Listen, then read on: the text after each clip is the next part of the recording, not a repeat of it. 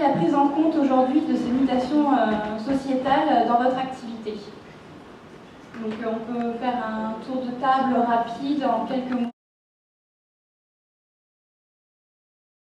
Alors le CUB c'est déjà particulier puisqu'il s'est construit dès le démarrage comme un effort du truc numérique. Donc évidemment toute la prise en compte de l'évolution, de la révolution numérique et des nouveaux enjeux sociétaux, on était en plein dedans il y a 10 ans, même s'il y a 10 ans ça paraissait encore vraiment émergent.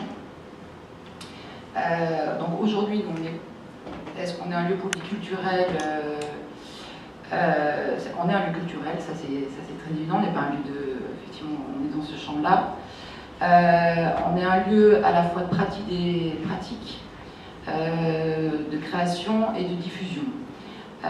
Justement, vous me posiez la question de l'équilibre entre ces trois pôles d'activité, et pour nous, dès le démarrage, c'est pas un centre d'art qui s'est ouvert avec du coup une appréhension du public vis-à-vis de certaines activités qui allaient être complémentaires aux expositions, aux spectacles ou autres. C'était pas non plus un lieu de création dont le focus était uniquement que la création et qui allait permettre une activité de diffusion parallèle.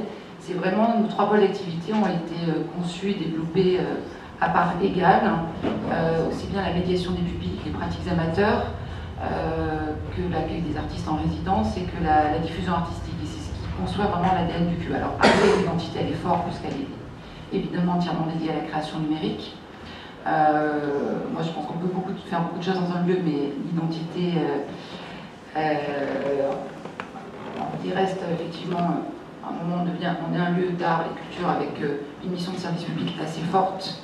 On peut en parallèle développer des prestations commerciales ou des prestations, pour autant le centre de gravité restera la partie service public, et ce qui va aussi découler du coup du financement après l'établissement.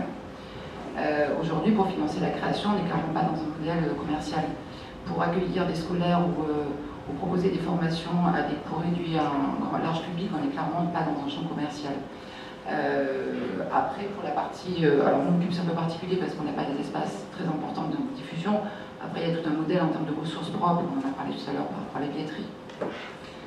Mais pour autant, on se situe vraiment dans un champ de service public, tout en travaillant avec les acteurs privés dès l'origine du CUB, puisque le numérique nous a permis de développer un certain nombre de partenariats, et pour le coup, pas du tout dans le champ du mécénat, on y reviendra peut-être tout à l'heure, enfin, voilà, on n'est pas du tout dans le modèle du mécénat.